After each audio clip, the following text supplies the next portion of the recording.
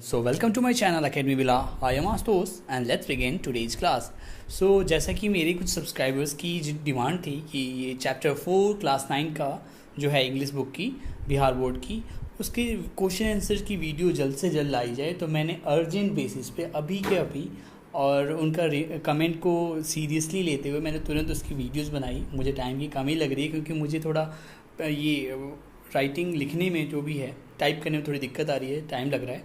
सो फिर भी आप लोगों के लिए हम हाजिर हैं आपका चैप्टर 4 जो कि नाम है too many people too few trees के क्वेश्चन आंसर को लेकर। तो क्लास 9 के स्टूडेंट्स के लिए ये है, अगर आपको इस चैप्टर के बारे में अच्छे से पढ़ना है तो उसकी वीडियोस ऑलरेडी मेरे चैनल पर डली हुई है 9th क्लास प्लेलिस्ट में, और फिर भी मैं इस वीडियो के डिस्क्रिप्शन में उस वीडियो का लिंक दे दूँगा। तो चलिए बिना देरी किए शुरू करते हैं। देखिए पहला क्वेश्चन जो है वो है ट्रू एंड फॉल्स से। तो पहला क्वेश्चन हम पढ़ते हैं कि throughout most of human existence the number of birth was slightly higher than the number of death. Existence मतलब अस्तित्व होता है, थ्रू आउट मतलब पूरे मतलब चीज़ के दौरान, है ना, मतलब हर जगह या फिर कह सकते हैं प्रत्येक स्थान पर। तो through out most of human existence मतलब जहाँ जहाँ पे हर जगह पे जो यहाँ पे मानव का अस्तित्व है, the number of birth was slightly मतलब थोड़ा सा ज़्यादा, हायर यानी ज़्यादा है than the number of death. कहने का मतलब है कि हर जगह पे जो है मानव की जो संख्या है ना, मानव की जो कह सकते हैं जनसंख्या जो है किस चीज़ की, बर्थ की, यानी कि मृत्यु दर और बर्थ यानी कि जन्म दर और मृत्यु दर के बारे में बात की जा रही है। तो यहाँ बोला जा रहा है कि पूरे जगह पे हर जगह पे जो मृत्यु दर है ना वो कम है और बर्थ यानी कि जन्म दर जो है वो ज़्यादा है, यानी कि जन्म दर मृत्यु दर से ज़्यादा है। तो क्या ये सेंटेंस सही है? तो हाँ बिल्कुल सही है, ट्रू होगा। दूसरा है more people will need even less food than they need now.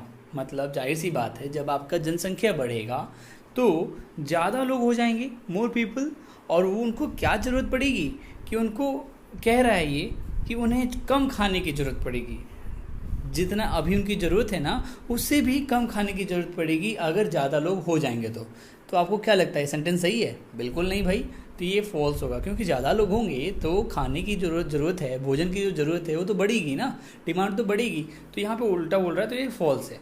तीसरा है कि with more people both town and country become more crowded मतलब भीड़ भाड़ वाला इलाका। तो जाहिर सी बात है सेंटेंस क्या बोल रहा है कि जितनी ज़्यादा पॉपुलेशन बढ़ेगी, जितनी ज़्यादा लोगों की संख्या बढ़ेगी, टाउन यानी कि शहरों और साथ साथ कंट्री मतलब देहात यानी कि गाँव में, है ना, जो क्राउड है, भीड़ है, वो बढ़ेगी। सही है, बिल्कुल सही है, तो ट्रू होगा। चलिए चौथा क्वेश्चन है कि higher population density is also not likely to exacerbate crime, ethnic conflict and warfare. Exacerbate मतलब होता है कि उसको तीव्र करना, तेज करना, है ना।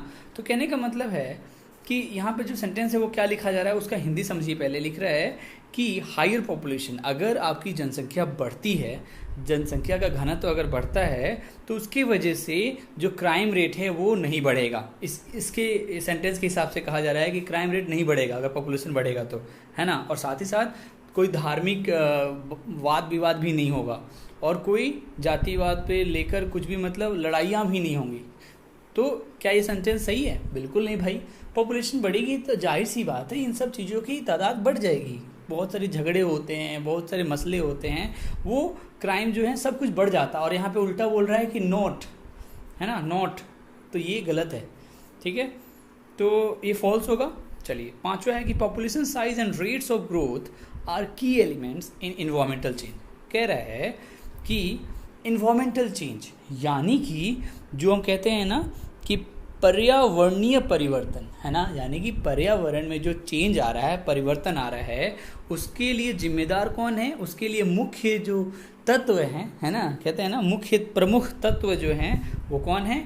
पॉपुलेशन साइज यानी कि जनसंख्या का आकार और उसकी वृद्धि दर। तो क्या यही दो चीज़ें हैं जिसकी वजह से हमारा पर्यावरण में परिवर्तन आ रहा है ना, एनवायरनमेंट में चेंज आ रहा है? तो जी हाँ, ये सही बात है और ये ट्रू होगा। अब आते हैं answer the following question very briefly. चलिए पहला क्वेश्चन है कि for how long has the global population been rapidly going up. यानी कि कहने का मतलब है, मतलब जो ग्लोबल पॉपुलेशन है ना, वैश्विक जनसंख्या जो है कैसे किस दर से बढ़ रही है हर साल। तो आंसर होगा कि the global population has been rapidly going up मतलब बढ़ना, by more than 80 million people every year, है ना। कहा जा रहा है कि ये वैश्विक जो जनसंख्या है कुछ इस कदर बढ़ रही है कि हर साल, है ना, हर साल 80 मिलियन से ज़्यादा लोगों की, मतलब कह सकते हैं ना, जन्म दर कह सकते हैं, है ना। तो जो पॉपुलेशन है, जनसंख्या जो है हर साल 80 मिलियन बढ़े जा रही है वैश्विक लेवल पे, यानी कि ग्लोबल वर्ल्ड लेवल पे, विश्व स्तर पर, ठीक है। दूसरा क्वेश्चन क्या है कि what happens when the population goes up. अब पूछा जा रहा है कि मान लीजिए अगर जनसंख्या बढ़ती है तो क्या होगा, है ना, व्हाट हैपन, क्या होगा। तो आंसर है कि when the population goes up its effect, sorry यहाँ इट्स नहीं होगा, इट होगा, आप सुधार कर लेंगे प्लीज़। तो when the population goes up it affects the environment as deforestation, यानी कि कहने का मतलब क्या है कि जैसे ही पॉपुलेशन बढ़ेगी तो सबसे पहली जो इफेक्ट होगा हमारे पर्यावरण को, इन्वायरमेंट मतलब पर्यावरण, तो पर्यावरण पे क्या प्रभाव पड़ेगा, तो वो होगा डिफॉरेस्टेशन, यानी कि पेड़ों की कटाई होने लगेगी। और वो क्यों, आपको पता ही है कि लोग जब गरीब जो होते हैं वो लोग फॉरेस्ट की तरफ रुख करते हैं, क्योंकि वो घर बनाने के उनके पास पैसे नहीं होते, साधन नहीं होते हैं, तो क्या करते हैं, पेड़ों की कटाई करते हैं और उसी को काट छाट के अपनी घर को शेल्टर, यानी कि उनका अपना निवास बनाते हैं। तो इसी वजह से कहा जा रहा है कि जैसे ही पॉपुलेशन बढ़ेगी ना तो डिफॉरेस्टेशन भी बढ़ेगा, यानी कि पेड़ों की कटाई भी बढ़ जाएगी। तीसरा क्वेश्चन है कि how many Americans die each day of asthma, मतलब कि कितने अमेरिकन जो हैं हर दिन अस्थमा, जो कि एक बीमारी है, सांस के प्रॉब्लम की होती है, तो उस अस्थमा की वजह से कितने अमेरिकन रोज़ मर रहे हैं। एक एवरेज के हिसाब से, ऐसा मत सोचिएगा एग्जैक्ट इतने ही मरते हैं, लेकिन एक एवरेज बोला गया है, बुक में बोला गया है, एक टेक्स्ट में, कि 14 Americans die each day of asthma, यानी कि 14 अमेरिकन जो हैं हर दिन अस्थमा की वजह से मरते हैं। चलिए आगे देखते हैं कि complete the following sentence, fill in the blanks है। पहला क्वेश्चन है कि the more we have the better, अच्छा यहाँ पे कॉमा होगा, ठीक है, द मोर वी हैव, यहाँ पे कॉमा होगा, the better off we are, यानी कि जितना ज़्यादा हमारे पास होगा हम उतने ही अच्छे होंगे। कोई भी चीज़ जो ज़्यादा होती है ना, उतनी ही अच्छी हम मतलब क्या कहते हैं, उससे उपलब्धियां हासिल करते हैं। दूसरा है कि history and common sense tell us that we can control population growth, मतलब हिस्ट्री, इतिहास ये हमें बताता है, और हमारा जो कॉमन सेंस है ना, वो हमें ये बताता है कि हम अपने पॉपुलेशन की दर को, यानी कि जनसंख्या की बढ़ती दर को हम कंट्रोल कर सकते हैं, रोकथाम कर सकते हैं भाई।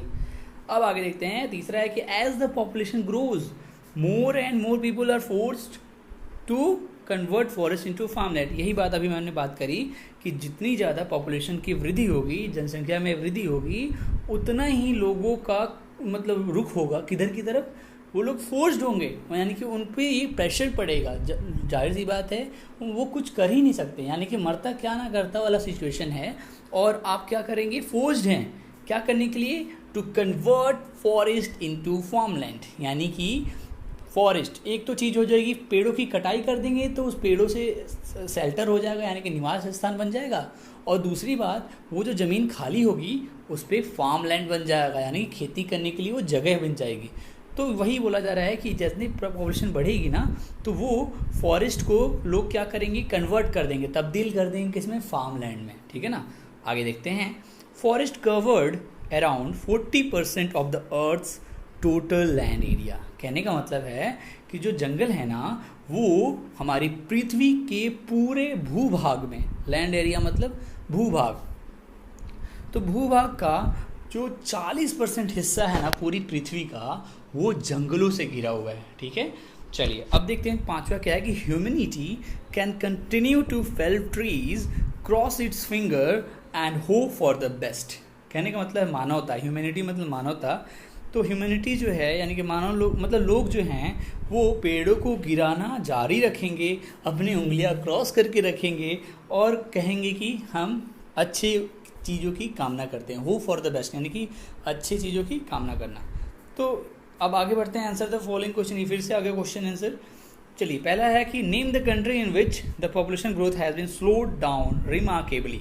कहने का मतलब है कि ऐसे कंट्रीज़ के नाम बताइए जहाँ पे पॉपुलेशन ग्रोथ यानी कि जो जनसंख्या का ग्रोथ है, जनसंख्या की जो दर है जो बढ़ रही है, वृद्धि दर, वो स्लो डाउन, जहाँ पर स्लो डाउन हो चुका है यानी कि कम हो चुका है। जनसंख्या दर जो है, वृद्धि दर, वो कम हो गया। कौन से देशों में? तो पहला है China, Thailand and Egypt are the countries in which the population growth has been slow down remarkably. यानी कि ये कुछ देश हैं, चाइना, थाईलैंड और इजिप्ट, यहाँ पे जो पॉपुलेशन ग्रोथ है ना, पॉपुलेशन ग्रोथ है, पॉपुलेशन वृद्धि दर जो है वो कम हो चुकी है, यानी कि यहाँ पे कंट्रोल कर लिया गया है पॉपुलेशन ग्रोथ को। चलिए, अब अगला देखते हैं question. The productivity and general health of the world's forest is threatened how.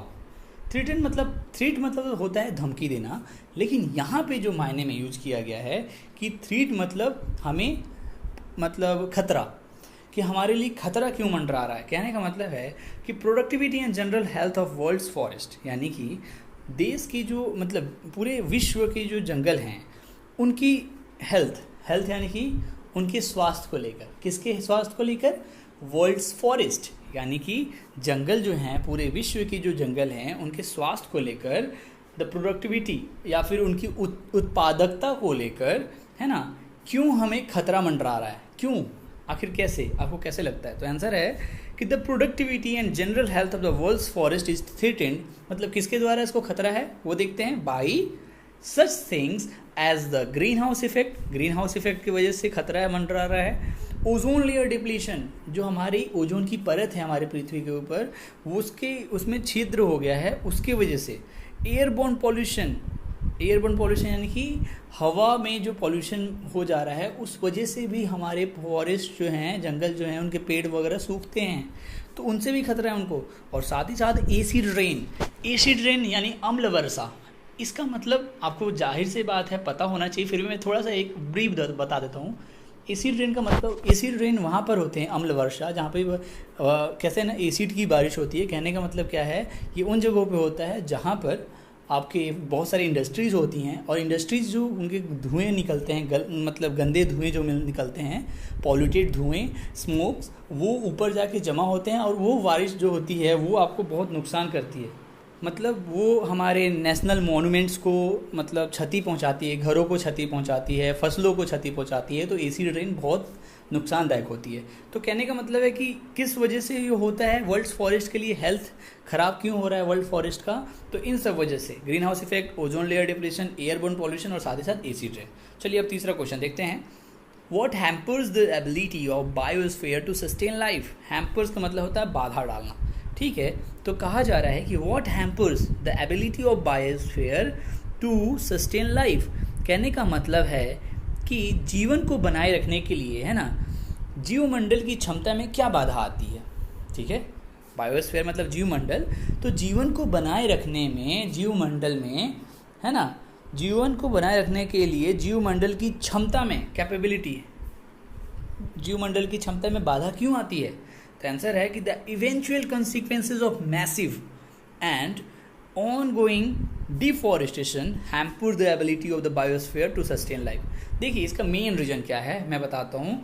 Eventual consequences of massive and ongoing deforestation, यानी कि जो ऑनगोइंग यानी कि जो निरंतर जो डिफॉरेस्टेशन हो रहा है, पौधों की कटाई हो रही है, पेड़ों की कटाई हो रही है, उन सब वजहों से ये जो हमारा जीवमंडल है उस पर खतरा मंडरा रहा है। क्योंकि जीवमंडल की क्षमता में जो कैपेबिलिटी थी हमारी बायोस्फीयर की, हमें बहुत अच्छे से ट्रीट करने की, हमें मतलब स्वस्थ रखने की जो क्षमता थी हमारे जीवमंडल में, वो क्षमता घटती जा रही है। क्यों हो रहा है? क्योंकि डिफॉरेस्टेशन बहुत तादाद पे बढ़ रहा है। और ये डिफॉरेस्टेशन क्यों हो रहा है? ये हो रहा है बिल्कुल पॉपुलेशन की वजह से। पॉपुलेशन ग्रोथ जो हो रही है वो रुक नहीं रही है, और इस वजह से डिफॉरेस्टेशन हो रहा है। डिफॉरेस्टेशन की वजह से हमारा क्या हो रहा है, बायोस्फीयर जो है वो आपका उसकी कंट्रोल करने की पावर जो है ख़त्म होती जा रही है, उसकी एबिलिटी कम हो चुकी है। तो ये सब कुछ रीजंस थे। आगे चौथा क्वेश्चन देखते हैं, how does deforestation in Nepal affect India. अब जाहिर सी बात है, बोला जा रहा है कि नेपाल में जो डिफॉरेस्टेशन हो रहा है उसके वजह से भारत में क्यों नुकसान हो रहा है, ये जानते हैं। तो आंसर है कि the deforestation in Nepal affects India as devastating flood, यानी कि भयावह बाढ़ आपको पता होना चाहिए कि जैसे ही पेड़ों की कटाई होती है उस वजह से क्या होता है कि मिट्टी जो है वो ढीली पड़ जाती है, और जब बाढ़ जो आते हैं ना वो उन मिट्टियों को मतलब अपने साथ लेकर जाते हैं। इससे क्या होता है कि ये बाढ़ का सिलसिला मतलब जो अगर पेड़ पौधे रहेंगे तो बाढ़ का जो पानी होता है वो मिट्टी के द्वारा रुक जाता है थोड़ा, यानी कि पेड़ अगर रहेंगे तो बाढ़ आने की संभावना कम रहती है। लेकिन नेपाल में जो डिफॉरेस्टेशन हो रहा है इस वजह से क्या होता है वहाँ से बाढ़ आने की आशंका भारत में बढ़ जाती है। तो ये रीज़न बताया जा रहा है। अगला क्वेश्चन है लॉन्ग आंसर क्वेश्चन में। थोड़ा मेरा वीडियो बड़ा हो रहा है लेकिन आपको आशा कर रहा हूँ समझ आ रहा होगा, तो अगर समझ आ रहा है तो प्लीज़ लाइक का बटन जरूर दबाएं। चलिए पहला क्वेश्चन देखते हैं लॉन्ग आंसर में कि why have human populations always been in flux. कहने का मतलब है कि जो भी क्या कहते हैं कि अब कब तक है ना ह्यूमन पॉपुलेशन जो है, why have human population always been in flux. देखिए इसका मतलब है कि जो ह्यूमन पॉपुलेशन यानी कि मानव आबादी जो है हमेशा प्रवाह में क्यों रही है। फ्लक्स मतलब प्रवाह, कहने का मतलब है कि बढ़ते क्यों रह रही है। हमारे जो पॉपुलेशन है जनसंख्या वो बढ़ क्यों रही है। तो आंसर है कि human populations have always been in flux because क्योंकि every day some people die, कुछ लोग मरते हैं, and while others are born, कुछ लोग जन्म लेते हैं। Throughout most of human existence the number of birth is higher than the number of death. जाहिर सी बात है, ये बात हमने सबसे पहले लाइन में पढ़ी थी कि जो मृत्यु दर है वो कम है और जन्म दर ज़्यादा है, और इसी वजह से पॉपुलेशन तो बढ़ेगी ही। चलिए आगे देखते हैं दूसरा क्वेश्चन कि what does the writer mean by reproductive age and how do people reach this age. यानी कि ये जो प्रजनन वाली जो एज होती है इसके मतलब बारे में राइटर यानी कि लेखक का क्या कहना है, और साथ ही साथ how do people reach this age, और लोग जो हैं इस एज तक कैसे पहुंचते हैं। जानते हैं आंसर के द्वारा कि writer means by reproductive age that, writer का क्या मानना है वो जानते हैं कि human gets capacity to reproduce. मतलब रिप्रोडक्टिव एज का मतलब होता है कि एक ऐसा एज में आना ह्यूमन का, मानव का, जब वो प्रजनन कर सके, जब वो बच्चों को जन्म दे सके, तो ये रिप्रोडक्टिव एज कहलाता है, वो सबको पता है। अब विथ एडवांसेज इन मतलब पूछा गया कि how do people reach this age, अब लोग कैसे इस एज तक पहुंचते हैं भाई। तो with advances in nutrition, sanitation and health people live longer and thus they reach the reproductive age. कहने का मतलब है कि जैसे जैसे एडवांस मतलब उसकी तादाद बढ़ाने पे, किस चीज़ की, न्यूट्रिशन, अगर आप न्यूट्रिशन प्रॉपर ले रहे हैं, सैनिटेशन है ना, स्वास्थ्य संबंधी, हेल्थ है, सैनिटेशन हो जाएगा, साफ सफाई, पीपल लिव लॉन्गर, इस वजह से अगर इन सब चीज़ों की तादाद आप बढ़ाते हैं तो आप लंबे समय तक जीवित रहेंगे और आप रिप्रोडक्टिव एज तक पहुंच सकते हैं। ये लेखक का कहना है। तीसरा क्वेश्चन है what is human made pollution. मतलब मानव द्वारा बनाया गया कौन सा पॉल्यूशन है, मतलब मानव द्वारा क्या क्या प्रदूषण किए जाते हैं। How has it affected America, इसने ये ह्यूमन मेड पॉल्यूशन ने अमेरिका को कैसे क्षति पहुंचाई है। How will it affect your locality, आपके आसपास के एरिया को ये कैसे अफेक्ट कर रहा है, कैसे प्रभाव डाल रहा है। तो आंसर है कि deforestation in human made pollution, sorry ये इज होगा कि आप पूछा गया कि what is human made pollution, मानव के द्वारा कौन सा पॉल्यूशन किया जा रहा है। ह्यूमन मेड पॉल्यूशन क्या है, तो ह्यूमन मेड पॉल्यूशन जो है डिफॉरेस्टेशन है, ये इज होगा। तो डिफॉरेस्टेशन यानी कि पेड़ों की कटाई जो है उसको ह्यूमन मेड पॉल्यूशन बोला गया है, और it has affected America as about 60,000, यानी कि मतलब इतने लोगों को ये तबाह कर रहा है। It has affected American die each year, है ना, 60,000 American die each year from respiration disease. कहने का मतलब 60,000 अमेरिकन जो हैं हर साल किस वजह से मर रहे हैं, सांस लेने की प्रॉब्लम से, सांस लेने वाली बीमारियों से। अस्थमा भी उस टाइप का एक बीमारी है, तो और ये किस वजह से हो रहा है, डिफॉरेस्टेशन हो रहा है, और उस वजह से ये बीमारियां बढ़ रही हैं। ठीक है ना। अब 14 American die each day of asthma, ये हमने पहले भी पढ़ा कि 14 अमेरिकन जो हैं वो हर दिन अस्थमा से मरते हैं। एग्रावेटेड बाय एयर पॉल्यूशन, जो कि एयर पॉल्यूशन यानी कि हवा प्रदूषण से, वायु प्रदूषण से वो उनको क्षति पहुंचती है और उनकी मृत्यु हो जाती है। It will affect our locality as respiration problem, asthma disease etcetera. यानी कि ये हमारी लोकेलिटी यानी कि हमारे आसपास के एरिया को कैसे इफेक्ट करेगा। तो ये अफेक्ट करने के लिए इसका रीज़न क्या है कि ये क्या करेगा, आसपास के लोगों के लिए सांस से रिलेटेड प्रॉब्लम्स खड़ी कर देगा, और साथ ही साथ किसी किसी को अस्थमा डिजीज़ भी हो सकता है। चलिए अब चौथा क्वेश्चन देखते हैं कि population size and rates of growth are key elements environmental change. Explain with any 2 examples from your own society. कहने का मतलब है कि हमने पहले ही पढ़ा कि जो ये पॉपुलेशन साइज है, यानी कि मानव की जो क्या कहते हैं जनसंख्या का जो आकार है और उसकी जो वृद्धि दर है, वही पर्यावरणीय परिवर्तन के लिए प्रमुख तत्व हैं, ठीक है ना।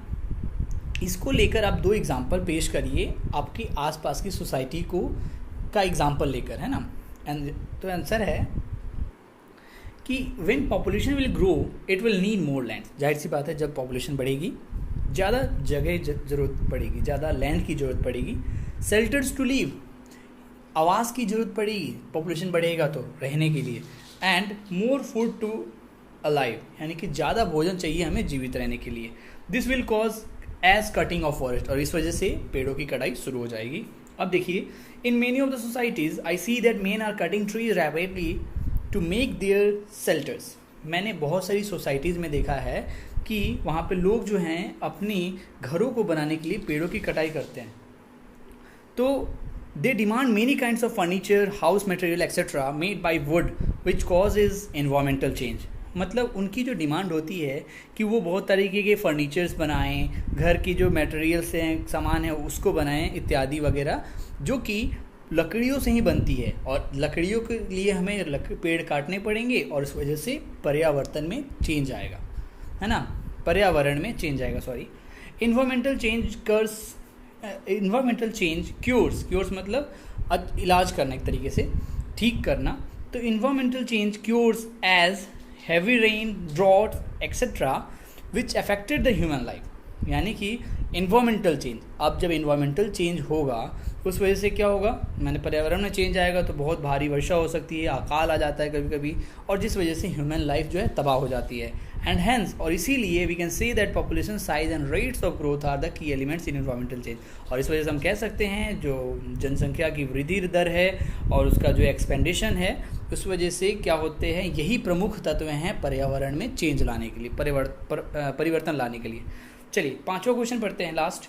How do countries like Germany, Switzerland, China, Thailand and Egypt manage to reverse और स्लो डाउन पॉपुलेशन ग्रोथ। तो इन सारी कंट्रीज़ ने कैसे अपनी पॉपुलेशन ग्रोथ को कम कर दिया है, स्लो डाउन कर दिया या फिर रिवर्स कर दिया है पॉपुलेशन ग्रोथ को, तो वो जानेंगे कैसे हुआ है। और साथ ही साथ what does reverse mean here, यानी कि रिवर्स का मतलब क्या है यहाँ पर, how has it been possible, और ये कैसे संभव हो सका है कि इन देशों में पॉपुलेशन की जो ग्रोथ है वो रुक गई है। तो आंसर है कि the countries like Germany, Switzerland, China, Thailand and Egypt manage to reverse और slow down population growth by applying this remarkable declines. तो ये किस वजह से हुआ है, ये टर्म्स हैं, आप देखिए ध्यान से। मॉडर्नाइजेशन, यानी कि आधुनिकीकरण की वजह से हुआ है कि वहाँ पे पॉपुलेशन ग्रोथ जो है रुक गई है। लिटरेसी, यानी साक्षरता दर वहाँ पे बढ़ा है। मीडिया कैंपेन, यानी कि जो अभियान चलाए जाते हैं, मीडिया वाले अभियान चलाए जाते हैं, लोगों को जागरूक किया जाता है, उन सब वजहों से वहाँ पे ग्रोथ रुक गई पॉपुलेशन की। Readily available family planning and contraceptive, equal economics, educational and legal opportunities for women. कहने का मतलब है कि वहाँ पर ये भी किया गया है कि गर्भ निरोधक समाधान के लिए, साथ ही साथ अर्थशास्त्र, शैक्षिक और महिलाओं के लिए कानूनी सलाह के अवसर जो प्रदान करे गए हैं ना, इन सब वजहों से लोग वहाँ पे जागरूक हो गए हैं और जो पॉपुलेशन ग्रोथ है उसको कंट्रोल कर रहे हैं। सभी लोग समझ रहे हैं कि हमें पॉपुलेशन ज़्यादा नहीं बढ़ाना चाहिए, और इस तरीके से वहाँ पे बहुत अच्छी पॉपुलेशन ग्रोथ को कंट्रोल में किया गया है। तो इस तरीके से आपके चैप्टर के क्वेश्चन आंसर खत्म होते हैं। फिर भी अगर आपको कोई क्वेरीज है प्लीज़ मुझे कमेंट सेक्शन में लिख के बताएं। आशा करता हूँ मैं आपको अच्छे से समझा पाऊँगा। तो मिलते हैं फिर नेक्स्ट वीडियो में, तब तक के लिए stay home, stay safe. Thank you so much.